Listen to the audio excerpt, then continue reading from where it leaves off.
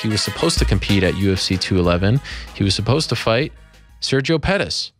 And then we actually saw him at the media day on Wednesday, the House of Blues in Dallas.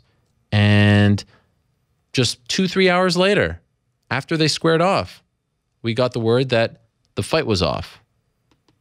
And so I wanted to have him on the program to talk about this and where he goes from here. And he joins us on the phone. Henry, are you there? Yes, I'm here. How you doing, Ariel? I'm doing great, and I appreciate you coming on to talk about everything. I know it wasn't a very memorable week for you.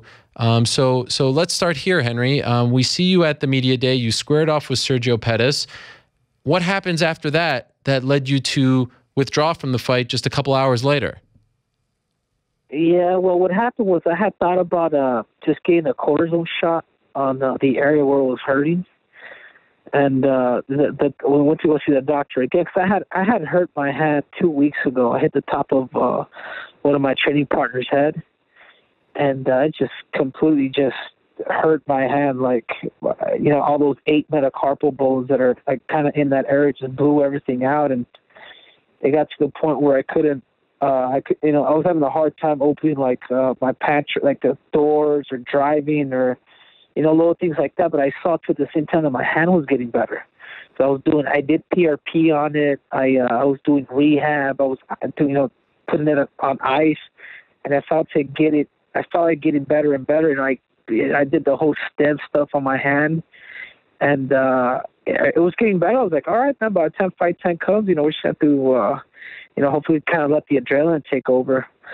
So on Monday night, I wrapped my hands professionally. So I'm just being cautious, and just started hitting pads, and I couldn't feel that hand no more. Like it was probably maybe the first or second punch that I threw. I just knew it wasn't 100% no more, and it was. I knew it was messed up and it was hurt, Ariel, because I was running out. I'd jog with wraps on, and I could feel like my hand kind of separate from my wrist. Wow. And I just kept hearing a bunch of like little, just kind of, the separation of like little cracks in my jaw, especially my right hand. And I just knew it wasn't right, Max. If I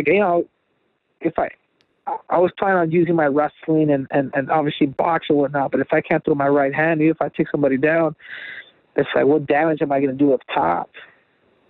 Wow. So go ahead. And I think that was the biggest thing, was because I'm going to use my hands a lot. Obviously, use them when you fight, and I couldn't do anything. I was hitting maybe at 20%, and I was just going to say, you know what, let's just do it. Let's just fight, and let's man up and let's do it. But it just got to the point where when I woke up the next day, I was opening like the toothpaste cap. And even that started hurting my hand. Wow. And I'm just like, if it hurts to open the toothpaste bottle. And finally I said, you know what, let's get a cortisone shot, man. Let's just get this over with, and I won't feel any pain, at least hopefully for my fights. We went to the doctor after the cortisone. I got a second x-ray because the doctor wanted to do a second x-ray. And that's when he showed me like the separation of my hand, how I really jammed all those bones pretty hard. And he said I busted one of the caps. I don't even know the whole terminology thing, but the doctor's the one that said you can fight, you may not feel anything, but I think if you fight and you hit hard a couple of times, that your hand could be permanently damaged, and you might need surgery after a fight like that. So I just we thought about it, talked to the team, and nobody wanted me to fight. The only one that kind of wanted me to push it was Captain Eric Alberson. He's like, he knows I'm tough. Yeah. But my whole team, everybody was against me even going to Dallas. Huh. But I just knew it was such a good card, man. I wanted to fight. And I know Sergio Pettis was just a good matchup for me. Yeah. I had some new tricks under my sleeve, and I worked with Khabib a little bit, with Kel Sanderson, working a lot of like riding positions and top control. So just adding a lot of tools to my arsenal. So I wanted to demonstrate that to the people. With Damien, we brought Damien Trainer out, 2-time world champ, working on my stand-up. Everything was good, Ariel. Like, I've never had such a good camp. My weight was good. I showed up to the UFC 10 pounds over, waking up at 133. Wow. I mean, the stuff that I normally don't even get down to. Yeah. I think my body just used to make you wait. But man, when it hurts to open up a doorknob and things like that, the doctor just said, "Hey, man, this is the deal. You can fight, you can do it, but just think of the aftermath." It's like, if you're my kid, I'd tell you not to, but I know you're a competitor, and if you want, this is what's going to happen, but this doesn't guarantee anything. So what is this? We just decided as a team. I think more important. I just decided, like, I got to be realistic, man. It's the little details. It's what it's what makes the best the best. And when my right hand's just not feeling 100%, maybe at 30%, then that's why I decided not to fight. What's the status of the hand now? Do you need surgery? No, we're getting an MRI sometime in the next couple of days. Okay. The UFC, they're finding somebody to get an MRI with. They're supposed to send me an email today, but get an MRI and just find out what's going on. But the doctor says I'm probably out for a good maybe, he said anywhere from 6 to 8 weeks, depending on how my hand feels, depending on what the MRI says. If I have a partial tear, if I have a tear in my ligament, and those injuries take a long time. Wow. What was it like when you had to tell the UFC that you were out on Wednesday afternoon? It was miserable. I think it sucks, man. Went to the doctor and I talked to Nick. It's unfortunate to know how much the fans are looking forward to this fight. But man, I'd like to do it again. I think Sergio's a good matchup for me. I think it's a step up for him. I know it's a good matchup for him as well. If he used to be somebody like me, he might be the next guy at the 125-pound division get a title shot. And I know that's what they were looking at. So right. I was just looking more of the stylistic. Honestly, I saw me and Sergio Pettis' fight kind of similar to what the Yair and Frankie Edgar. The good wrestler, and you got this guy that's just a phenomenal stand-up artist. And especially after seeing Frankie's fight, I kind of got an idea of how what the game plan would have been like. Obviously, in our minds, what I'm saying. It's obviously Sergio's a different fighter than Jair, but when you just have guys that are just phenomenal stand-up fighters, you get good. When you get awesome wrestlers, it changes the game a little bit. That's why I love this fight a lot. I don't know if this got your way. But initially when the news came out, a lot of the fans were writing, "Oh, he's going to miss weight." Did you see any of that, and does that piss you off? No. I mean, I'm surprised it would do. I even told Mick to come up to my room. I said, "Mick, you want to come?" I figured that they would think it would be my weight. Mm-hmm. But I personally told Mick, I said, "Hey, Mick, you want to come out? You want to come to my room and check my weight, man? Because I don't want you to think it's a weight issue." I have films, and I knew people would come up with it. I have films, and he also I have videos of me doing rehab on my right hand, which was extremely painful. That's all, Ariel. I don't have any excuses, man. I try to push it through, and sometimes, the body doesn't want to, the mind wants to, but the body doesn't allow. There's not a connection to the mind, and you just can't do it. Not at this level. You can't. Maybe in the local level you can do that. I can fight with one arm. I can fight with one leg. But the UFC is just against a tough opponent. It's different.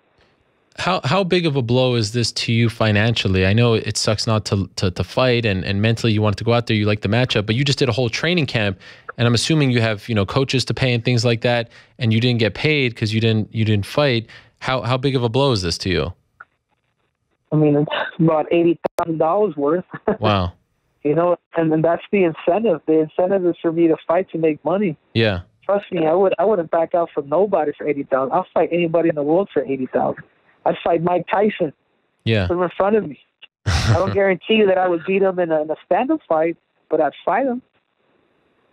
Yeah. And you still have to pay your coaches, right? So now you're in debt from this camp. Yeah, pretty much. Yeah. Pretty much that. Captain Eric Albertson ain't cheap, Ariel. I know.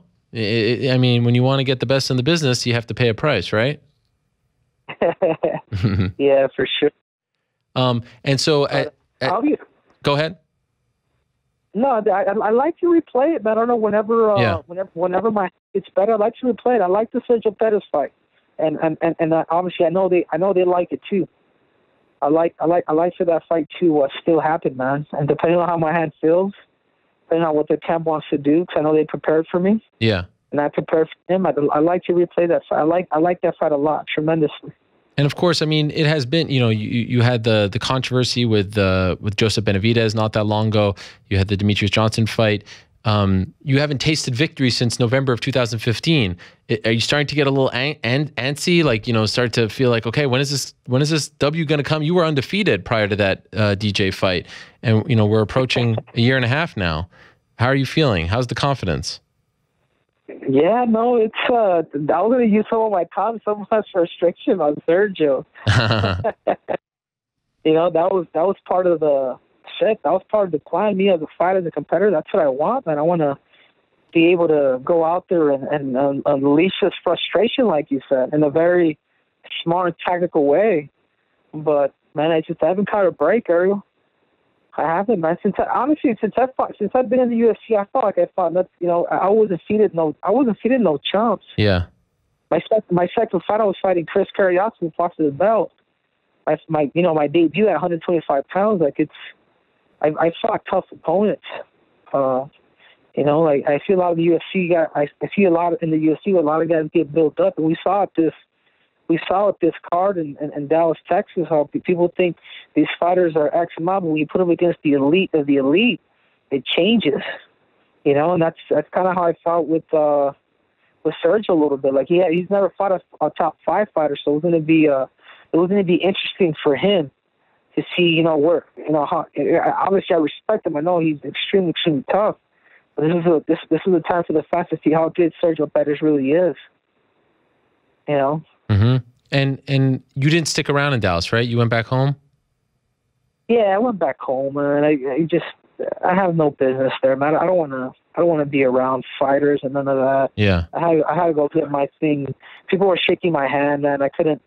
I had to stop shaking hands. That's why I'd go up to them and I just kind of initially give them like the little fist pump, but not shake because my hand was just. I was hurt. I mean, that's all there is to it, man. If I can fight, I mean, I'll fight, man. But if I can't, I just can't. And it's the right? It's my right hand. I broke my left hand when I fought Benavidez. Okay. Now this is the opposite hand. And the other one had healed. The other one healed. It's 100%, and it's my right hand. Okay. And so you hope to find out later this week that you won't need surgery. And so in a perfect world, when do you think you'll be able to return? And I'd like to. I want to fight already. If I can get on that John Jones Cormier card, man, that would be ideal. Okay. I mean, I'd like to be with my Olympic teammate, man. If we can be on that same card, it'd be cool. So I know we're supposed to do it that first time, but Daniel got hurt. Yep, so, UFC 197. Yeah, so we never really had that duel with me and Daniel. So I'd like to kind of get that going, and maybe we can do with Sergio again if they're up and willing. If my hand, is 100%. And last thing for you, Henry, and again, we really appreciate the time. Was the UFC cool about all this? Did they give you any grief, or were they understanding? They're too busy to get mad. Yeah. They're too busy. It was such a stacked card, man. Yeah. I can't, your mind messes with you as you're watching it on TV, just like, damn, maybe I could have fight. But then you go over there, and you hit the bag, and you kind of do something a little hard, just like, no, I made the right decision.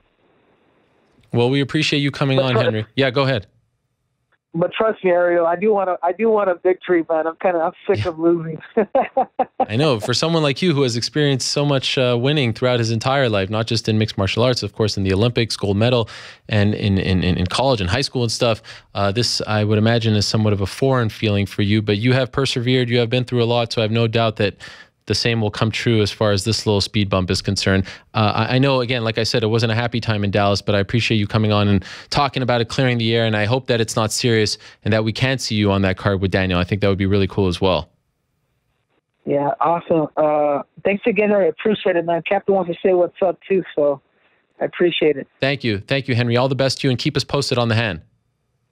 All righty. Thank you. Have a good one. Same to you. There he is, Henry Cejudo, one of the very best flyweights in the world, and fortunate news for him this past week in Dallas, unable to fight against Sergio Pettis, but there it is. I've seen the pictures, I've seen the videos. It was not a weight issue, it was a hand issue, and we hope that he is back sooner rather than later.